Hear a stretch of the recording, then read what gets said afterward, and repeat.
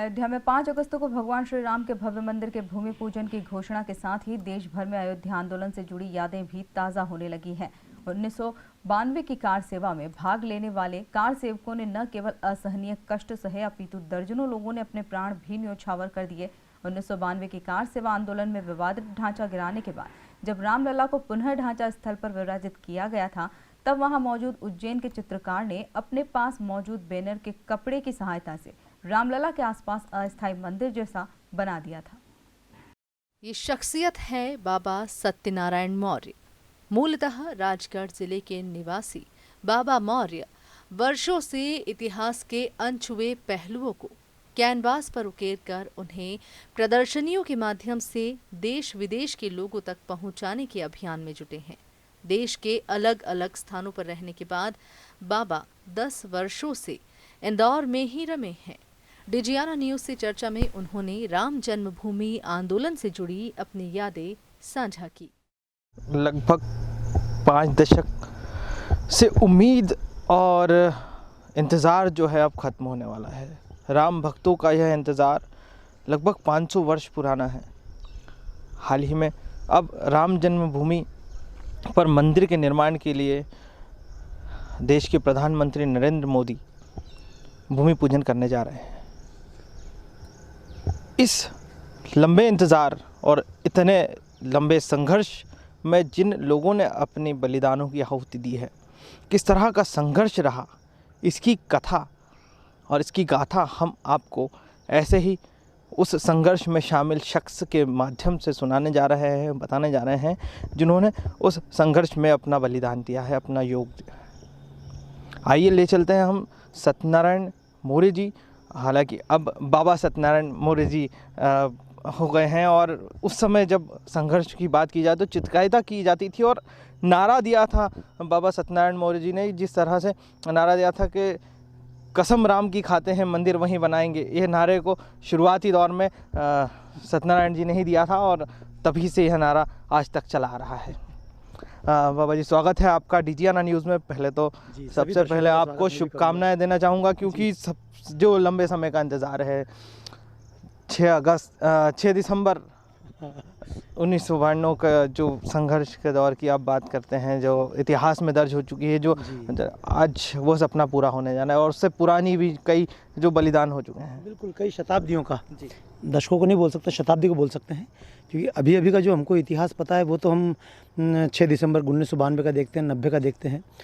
और वास्तव में नया आंदोलन 90 के पहले सन 83 से शुरू हुआ है नया आंदोलन। इसके पहले एक बार आंदोलन की सुगबुगाहट हुई थी 1949 में, जब उस ढांचे मूर्तियाँ रखी गई थी। उसके बाद की बात करें तो जैसे आपके समय की जो गुम्बज गिराए गए थे, और फिर एक देश में एक लहर सी दौड़ पड़ी थी, और बहुत हालांकि नुकसान भी हुआ था, जनहानि भी बहुत हुई थी उस समय। एक क्या दौर था वो, उस घटनाक्रम को जो अब आप याद करते होंगे, क्योंकि आप तो साक्षी हैं उस वाक़ये के, तो क्या लगता है, किस तरह से सोचते हैं? क्या इसमें 2 तरह के लोग जो मुझे देख रहे होंगे अभी डिजियाना टीवी के मार्फत, तो उसमें 2 तरह के लोग हैं। एक तरह के लोग जिन्होंने पुराना युग देखा है, एक तरह के लोग जिन्होंने अभी का टाइम देखा है। अभी का फेसबुक को तुरंत घटना होती तुरंत पहुंच जाती है, उस समय कोई घटना होती थी और बहुत सारी घटनाओं के लिए टीवी पे इन पे आश्रित रहना पड़ता था।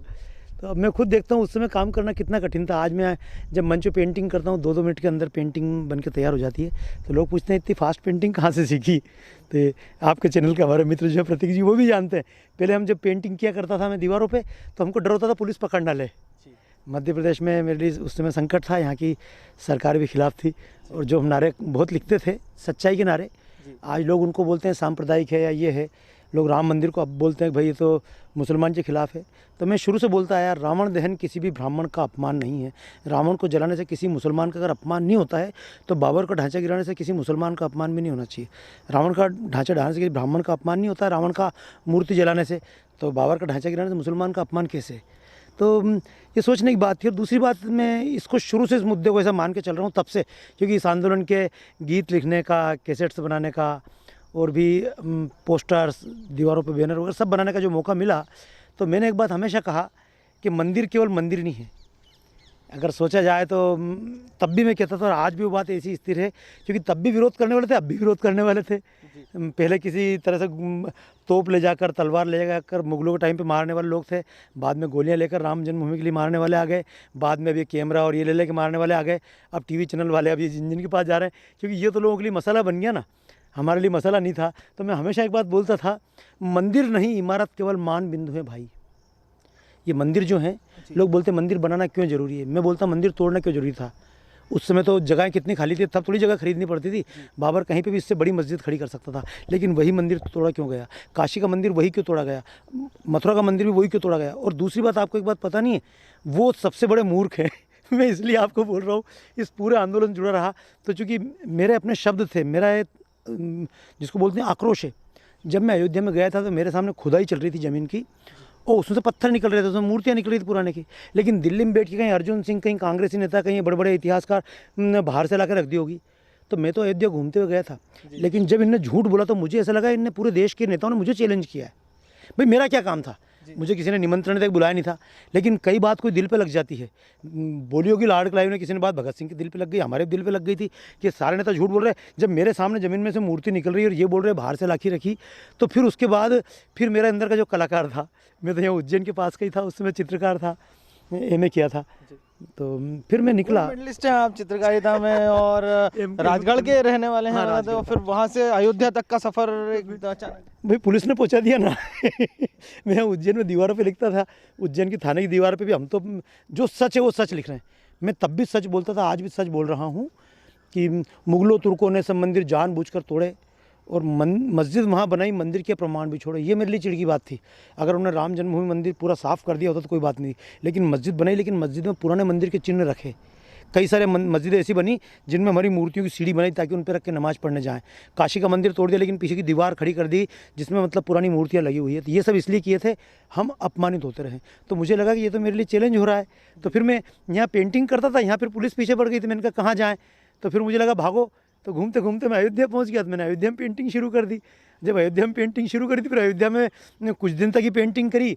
फिर उस दौरान गाने लगा, तो फिर माननीय अशोक सिंघल जी थे, उनकी नज़र में आया, उनने वैसे ही सुन लिया। तो फिर उन्होंने कहा दिल्ली जा गीत रिकॉर्ड करा दो। मैंने दिल्ली जा गीत रिकॉर्ड करा दिए। तो फिर मैं चित्रकार से लेखक भी बन गया। फिर उन्होंने कहा गाओ, तो मैंने गा भी दिए और संगीत भी दे दिया। तो वो फिर संगीतकार भी बन गए। तो फिर वहाँ भाग के चला गया। फिर 6 दिसंबर को ढांचा टूट गया, तो ढांचा टूटने फिर भागना पड़ा तो फिर मैं आप लोगों की लाइन में आ गया। फिर मैंने जी टीवी में 5.5 साल काम किया। अब मैं काम राम का ही कर रहा हूँ। जो राम का मंदिर था, तो राम का मंदिर में इसलिए जुड़ा क्योंकि मेरे देश का मसला था। मेरे देश को अपमानित करने के लिए राम का मंदिर तोड़ा गया था, तो देश को सम्मान दिलाने के लिए आज वापस राम का मंदिर बनाने के लिए माननीय मोदी जी जा रहे हैं।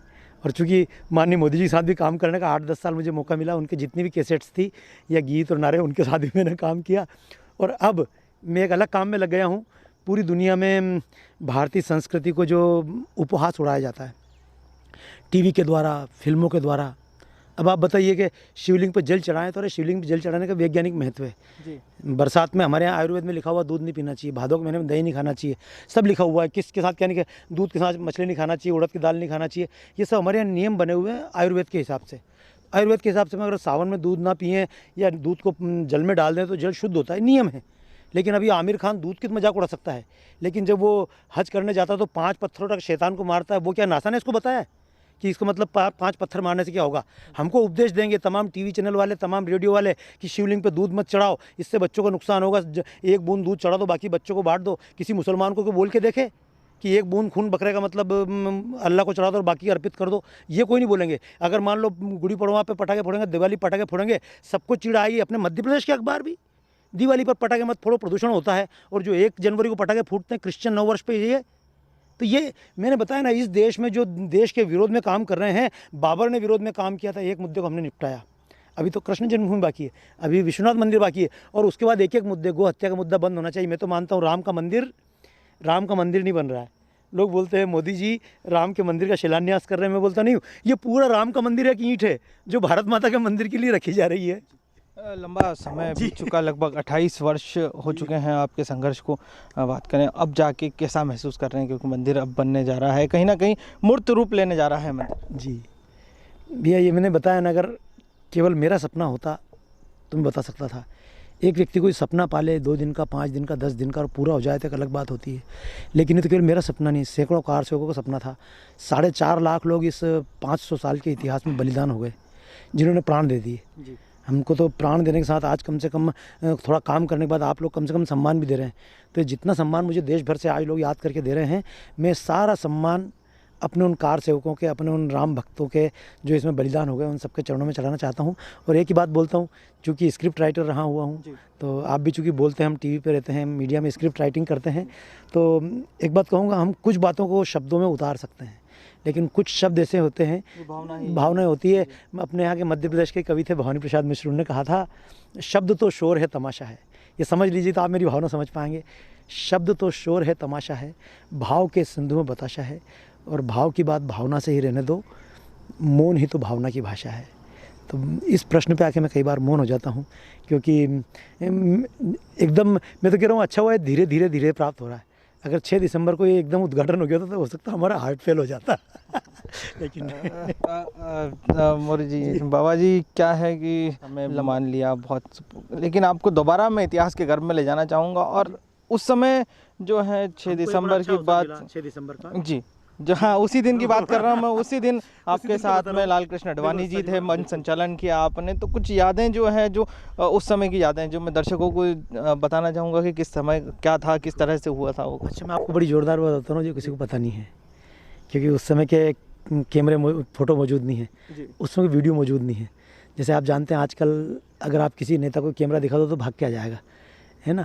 पर उस समय जब कार सेवक काम कर रहे थे, सारे पत्रकार बीच में घुस रहे थे, फ़ोटो लेंगे, ये करेंगे, उनको डिस्टर्ब कर रहे थे। और कार सेवकों को चिंता थी, क्योंकि वो किसी नाम के लिए तो गए नहीं थे, तो नाम के लिए नहीं, राम के लिए गए थे। जब ये उनको डिस्टर्ब कर रहे थे तो उस समय कार सेवकों से हाथापाई हो गई और फोटोग्राफरों की, और कुछ के फ़ोटो कैमरे तोड़ दिए गए। भाई हो सकता है गवर्नमेंट के कैमरे हों, तो लोगों के पास पहुँचे नहीं है। तो 6 दिसंबर को कोई ढांचा तोड़ने का प्लान नहीं था। लोग आज तक आरोप लगाते हैं कि बोले इसको बम से तोड़ा, बंदूक से तोड़ा। मैं स्पष्ट पूरी 100% गारंटी के साथ बोलता हूँ, किसी बम से नहीं तोड़ा गया। केवल उस समय चारों तरफ बैरिकेड लगे थे। प्रत्यक्षदर्शी थे उस समय? मैं मंच पे संचालन कर रहा था, बाद में तो खुद फिर संचालन के बाद में मैं संचालन उस समय कर रहा था। उस समय वो कभी कभी 2 बातें होती अच्छी होती, जो हम अलग अलग योजना बनाते हैं। उस दिन ढांचे की व्यवस्था के लिए एक माइक अलग लगाया गया था, यानी आप समझिए, जो आपको चित्रों में दिख जाएगा, मेरा उस समय जहाँ मैं रहता था, मेरा कमरा था बिना प्लस्तर का, उसी की छत पे मंच बनाया था। तो उस मंच के जितने माइक थे वो पूरी अयोध्या में करीब 112 चिलम लगाई थी, और जो ढांचे के आसपास उसकी आवाज़ ही नहीं जा रही थी, क्योंकि ढांचे के आसपास उस दिन कार सेवकों की व्यवस्था के लिए अलग माइक था। अब ये मंच पे हमको थोड़ी मालूम था वहाँ को हो जाएगा, उसकी व्यवस्था अलग थी। तो मंच पे सबसे पहले उमा भारती जी आई, राजमाता जी आई, ये सब आए, अशोक सिंघल जी आए, आचार्य गिरिराज किशोर जी, रितंबरा जी, धर्मेंद्र जी, कई लोग उस मंच पे आए। तो उसमें सबसे बड़ा ये हुआ कि शुरू में जब इन्होंने बोला, कि भाई जय श्री राम बोलो, जय श्री राम बोलो, राम भजन करो, कीर्तन करो, तो हम राम भजन कीर्तन करते रहे। लेकिन उसके बाद अचानक ये दिखा दूर से कि वो ढांचे के ऊपर लोग चढ़ गए। ढांचे के ऊपर लोग चढ़े, इधर घबराहट मच गई, क्योंकि कोर्ट में हलफनामा दिया था भारतीय जनता पार्टी ने भी, हम ढांचे को कुछ नहीं होने देंगे। तो एकदम दिखा दूर से कि लोग ऊपर चढ़ गए। तो उनको उतारने के लिए नीचे वाले और इधर वाले लोगों ने सबने हाथ हिलाया, बोलो नीचे उतरो, नीचे उतरो, गलत मत करो, कानून का पालन करो। जब ये हाथ हिला रहे थे, उधर वाले समझ रहे हैं कि ये जो है हमको नमस्कार कर रहे हैं। तो मेरे को भी पता नहीं, फिर हम देखा तो लोग ऊपर चढ़े हुए थे। इनने कई भाषाओं में बोला, शेषाद्रि जी ने कई भाषा में बोला, लाल कृष्ण अडवाणी जी ने कहा बीजेपी का कार्यकर्ता हो, उतर जाओ, अभी हम सम्मान करेंगे न्यायालय का, मंदिर तो हमको मिलेगा। लेकिन नहीं हुआ। जब उस पर लोग चढ़ गए और जब थोड़ा बहुत कोशिश करके उन्होंने ढांचे को तोड़ा, तो मैं आपको बड़ी ज़ोरदार चीज़ बता रहा हूँ। आप किस्मत से मेरे पास आए तो मैंने आपको बता दिया स्थिति ये थी। आप चले जाइए देश भर में किसी भी पुस्तक को खोल के देख लीजिए, उसमें ये बात नहीं मिलेगी। क्यों नहीं मिलेगी? कि वो ऊपर नहीं थे, ऊपर थे तो उनको ज़मीन की स्थिति नहीं मालूम है, वहाँ की स्थिति नहीं मालूम है। तो ये बड़े बड़े देश का इतिहास लिखने वाले, इनको इतिहास पता नहीं है। मैं जब अयोध्या में इतने समय में जो केस चला इतना लंबा, कभी आपने खुद आगे रहकर बताने की कोशिश नहीं की या किताब में क्या ज़रूरत थी? मैं बचा ही इसलिए, उस मंच पे जितने लोग थे सबके ऊपर केस लगे हुए। तो अगर मेरे को नेता बनना होता तो मैं भी मतलब उसको बताता। लेकिन कहीं ना मेरे पीछे पुलिस पड़ी ना। मैं तो, राम जी ने मुझे उज्जैन से अयोध्या पहुंचा दिया। फिर अयोध्या में जब सारा केस हुआ, CBI आ गई, तो हमको बचने का संभावना नहीं थी, क्योंकि अयोध्या की हर दीवार पे मेरी पेंटिंग थी। अयोध्या में नारे मेरे थे, कोटेशन मेरे थे, अखबारों मेरे बारे में छपा हुआ था। उस समय मतलब वहाँ की सारी कैसेट्स मेरी निकली हुई थी, रोज़ मंच से गीत में गाता था। लेकिन सबसे अच्छी बात थी कि मैं फेमस व्यक्ति नहीं था, तो केवल अयोध्या के लोग जानते थे। तो मैं दाढ़ी कटाता था, तब मैंने दाढ़ी कटाई। दाढ़ी कटाने के बाद हम अननोन हो गए। फिर वहाँ से मैं भगा, फिर बम्बई रहा, फिर दिल्ली रहा। फिर इस चक्कर में मैं जी टीवी में ज्वाइन कर लिया, फिर आगे बढ़ते बढ़ते दिशा बदल गई। तो मैं एक बार बता रहा हूँ, उस दिन ढांचा जब टूट गया 6 दिसंबर को, नेताओं ने मान लिया भाई अब पूरा टूटना चाहिए। तो हम सब ने मतलब मंच से तो ढांचा टूटा, तो उस ढांचे के अंदर राम जी की मूर्ति रखी थी, तो हमको चिंता थी मूर्ति ना दब जाए। तो हमारे वासुदेवाचार्य जी महाराज जी थे, BL शर्मा प्रेम दिल्ली के सांसद रहे, वो भी थे। तो एक मूर्ति ढांचे के अंदर रखी थी, तो तुरंत वहाँ से उस मूर्ति को उठाया ताकि कहीं इधर उधर ना चली जाए, और मूर्ति निकाल के सीधे हम जब मंच पे थे तो मंच पे आ गई। तो मेरे लिए तो भैया राम जी के दर्शन करने 3 दिन से जा नहीं पा रहा था, मूर्ति आ गई तो मैंने वहीं सिर झुकाया भगवान को कि प्रभु ने स्वयं आके दर्शन दे दिए। उसके बाद में फिर 6 तारीख को शाम तक होते होते फिर हंगामा मचने लगा कि अब केंद्र की पुलिस आ जाएगी। तो मैं तो कई बार तब मैं नहीं समझ पाया, तब मैं बालक था, तब नहीं समझ पाया। बाद में जब राव साहब के बारे में मैंने सुना तो मुझे मालूम पड़ा कि उस व्यक्ति ने भी कितना साथ दिया, कि जब तक केवल कांग्रेस में एकमात्र व्यक्ति हुआ जिसने हिंदुत्व के लिए काम किया, और आज तक। और एक बात और मज़ेदार बात बता दूं, इस नए आंदोलन की शुरुआत भी दाऊद दयाल खन्ना कांग्रेस के विधायक थे, 5 बार रहे थे। उन्होंने पहले मांग उठाई थी और अशोक सिंघल जी से कहा था इसको दिलवा। और दूसरा नंबर, उस समय राव जी ने भी जितनी देर तक ये आंदोलन चला तब तक कुछ नहीं कहा। बाद में उन्होंने केवल यही कहा कि कार सेवकों को यहाँ से निकाल लो। क्या वो अगर हो सकता नरसिंह राव जिंदा होते तो हिंदुत्व के वो इतने काम कर देते जो कि सोनिया गांधी और राहुल गांधी नहीं करवाना चाहते। तक उसके बाद में अज्ञातवास में रहे आप? अज्ञातवास तो लंबा समय रहा, लेकिन एक बड़ा अच्छा काम कर दिया, जिसको बताता हूँ जीवन में सबसे बड़ा परमात्मा ने मौका दिया। देखो अब जैसे कि मुझे निमंत्रण आया था प्रदर्शनी बनाने के लिए, अयोध्या जाने वाला था, लेकिन लोग मुझे बोलते हैं कि आप उस भूमि पूजन में आओ। अरे मैं जानता हूँ देश में इतने लोगों ने काम किया, 200 लोगों में किन किन को बुलाएंगे। लेकिन एक बात बताता हूँ, अभी तो माननीय मोदी जी को मौका मिल रहा है केवल शिलान्यास करें, लेकिन शिलान्यास इसलिए कर पा रहे हैं वहाँ पे राम जन्मभूमि का मंदिर था, तो मंदिर का जब ढांचा टूट गया तो मंदिर तो खत्म हो गया था, तो जितने बड़े अधिकारी थे सब भूमिगत हो गए, कोई बचा ही नहीं। तो फिर वो तो परमात्मा ने हमको अकल दी। हम तो सोचे ये सौभाग्य तो पहले हमको मिल चुका है कि मंदिर बनाकर राम जी को बिठाने का सौभाग्य भी दी, अभी तो माननीय मोदी जी को शिलान्यास का मौका मिला। हमने ढांचा था, ढांचे को हमने जब वो मलबा हटा के ठीक ठाक कर दिया, तो ठीक ठाक करके पहले उस पर पुलिस के आने के पहले किसी भी परिस्थिति में मंदिर हो जाए, तो बड़ा तखत ला के उसके ऊपर तखत रख दिया। बहुत सारे कार से वो, मतलब हम तो चूँकि अगुवाई कर रहे थे, लेकिन कई लोग काम कर रहे थे, भाई तखत लाओ जल्दी से, तखत लाओ। तखत ला के उस पर रख दिया, ऊंचा नीचा पकड़ के बैठ जाओ, ताकि अगर मान लो कभी कुछ हो जाए तो तखत तो है, मंदिर बैठे। और तखत रखने के बाद में फिर उस पर वापस राम जी को बिठा दिया। अब हमारे बाप की ज़मीन है, अब हमारे राम की ज़मीन है। उसके बाद उसको व्यवस्थित किया, फिर धीरे धीरे व्यवस्थित करके, क्योंकि उस दिन हमारे पास साधन कुछ भी नहीं था, ना हमारे पास प्लाईवुड थे, ना हमारे पास लकड़ी थी, ना लोहे के एंगिल थे। अगर हमको 4-5 घंटे का भी टाइम मिलता तो मार्केट से सामान लिया था, लेकिन मार्केट भी बंद था, तो केवल लकड़ी बांस खड़े करके मेरे पास बैनर का कपड़ा था गुलाबी रंग का। अच्छा, अभी तक उस पर गुलाबी रंग का ही कपड़ा लगा था मंच पे, और गुलाबी क्यों लगा तो मैं अयोध्या देखा मैंने कि मेरा कपड़ा तो वो तो बहुत सिंपल कपड़ा था बैनर का, उज्जैन से लेके गया था, 4 फीट पन्ने का कपड़ा मिलता नहीं था वहाँ अयोध्या में। मैं देख रहा मैंने कि इतना हल्का कपड़ा था, ये अभी तक केस चल रहा है। तो बाद में मालूम पड़ा कि हर बार सरकार गुलाबी कपड़ा ही लगा रही वहाँ पे, जबकि हमने गुलाबी इसलिए लगाया था कि हमारे पास और कुछ था नहीं, हल्के रंग का कपड़ा। तो पोस्टर बनाने के लिए, पोस्टर बैनर बनाने के लिए लेके गया था। तो बाद में हमने चारों तरफ उस कपड़े को तान के बांध दिया, और ईंटों की दीवार खड़ी कर रहे थे, वो भी पलस्तर की दीवार नहीं थी, ऐसी ईंटों की दीवार खड़ी की हाथ से। तब तक फिर समय हो गया, और फिर केंद्रीय बल आ गए, उन्होंने उसको कब्जे में स्थान को ले लिया। जो लगने वाली है, आप बता रहे थे प्रदर्शनी पे आ जाएं हम अब, जो हालांकि जो हो गया वो वापस वर्तमान में आके, तो किस तरह का ये प्रदर्शनी में, इसमें बहुत पुराना संदर्भ है, क्योंकि आज जब राम जन्मभूमि मंदिर चल रहा था, मैं देख रहा हूँ दिन भर लोग टीवी पे यहाँ से वहाँ तक बहस कर रहे हैं। से आपने मुझसे बात की कि भैया ने, प्रदीप जी ने, तो पहले मैंने जानकारी ले ली, फिर मैंने कहा आ जाओ। नहीं तो क्या, इस समय तो सब लोग टीवी पे यहाँ से वहाँ तक जाके जो बोल रहे हैं उनको पता भी नहीं है। बहुत सारे टीवी चैनल पे देख रहा हूँ बहस। डिजियाना न्यूज़ आपके पास पहुँचा है कि जो सही जानकारी है वो जनता तक पहुँच सके। अब हमारे मित्र काम कर रहे हैं, उसमें तो कोई बात नहीं, मेरे मित्र हैं, पुराने टाइम पे हम साथ रहे। क्योंकि अगर मैं तो एक बात मानता हूँ, परमात्मा नहीं चाहता था हम उज्जैन में यहीं हमारी मंडली के साथ बैठे रहते थे, पर ऊपर वाला किसी को राम कीन चाही सोई हुई। ये ढांचा राम के प्रयत्न से वापस बन रहा है। राम जी ने चाहा, दुनिया सब राम की है। लेकिन मैं जिस बात को आप बोल रहे हैं, मतलब अगर ये 6 दिसंबर का जो आप बता रहे हैं ना, 6 दिसंबर को बन गया, तो 6 दिसंबर बन गया, इसके बाद में अब इस पर आंदोलन तो चलते आए, और आंदोलन और चलेंगे। अभी मैंने बताया ना आपको, चले, और ये आंदोलन ख़त्म होगा तो कृष्ण जन्मभूमि का ये वाला आंदोलन चल जाएगा। क्योंकि एक एक करके अगर देश में सेंसेक्स अच्छा हो जाए, हमारे सबके पास 100-100 किलो सोना हो जाए, गले में पहनने का सब कुछ हो जाए, और अगर इस देश में माँ बाप का सम्मान नष्ट हो जाए तो हम क्या करेंगे? इस देश में सबके पास खूब अच्छा खाने पीने को हो जाए, और राम कृष्ण की परंपरा नष्ट हो जाए तो हम क्या कर लेंगे? आज जब पूरी दुनिया भर में जाता हूँ तो मैं एक बात देखता हूँ कि पूरी दुनिया में, अमेरिका में सब जगह समृद्धि है, लेकिन समृद्धि की बात भी क्या है? भारत महान क्यों लगता है कि ये जो आत्मीयता है, जी तो ये आत्मीयता अगर ना है तो भारत क्या बचेगा। तो मैं तो तमाम बातों को छोड़ूं तो मैं एक बात ये भी कहूँगा, राम राष्ट्र की संस्कृति है, राम राष्ट्र के प्राण हैं, और राम के मंदिर का मतलब भारत का नवनिर्माण है। ये जो मंदिर जाने वाला है, क्योंकि राम को अगर भारत में से हटेगा क्या बचेगा। हम में से करीब 30% नाम ऐसे देश के हैं जिसमें आगे या पीछे कहीं ना कहीं राम होता है। कोई भोले राम तो कहीं राम भरोसे फला ढिका, नाम राम में होता है। कश्मीर से लेकर केरल तक किसी के भी नाम में ढूंढ लो, जो राम का विरोध करते हैं रामचंद्रन साउथ के, उनके नाम के अंदर भी रामचंद्र है। साउथ में राघवलू है, मध्य प्रदेश में देख लो राम सिंह, राजस्थान में कहीं पंजाब में राम सिंह है ना। सबका ये कुछ ना कुछ मिलता है। तो मैं तो एक बात बोलता हूँ, उत्तर से दक्षिण तक जिसका नाम जुड़ा सब नामों में, उत्तर से दक्षिण तक जिसका नाम जुड़ा सब नामों में, अभिवादन में रूप उसी का सुबह में और शामों में, गीत राम के गाए जाते हैं बालक के जन्मों पर, उसी राम की पूजा होती है हर एक आचरणों पर, उसी राम के रंग रंगी अपनी ये प्यारी धरती है, और राम नाम को सत्य बताती जाती हर एक अर्थी है। उसी राम की छाया में मंचों पर आया करता हूँ और राष्ट्रदेव कहकर मैं उसका ध्यान लगाया करता हूँ। तो ये तो राम का मंदिर नहीं, राष्ट्र का मंदिर है, और ये बन रहा है। तो जितना परमात्मा ने हमसे सहयोग की आहुति लेनी थी उतनी ली, फिर वापस जाएंगे, फिर काम करेंगे जब तक राम काम करवाएगा। शुक्रिया बाबा जी। तो ये थे हमारे साथ में बाबा सत्यनारायण मौर्य जी।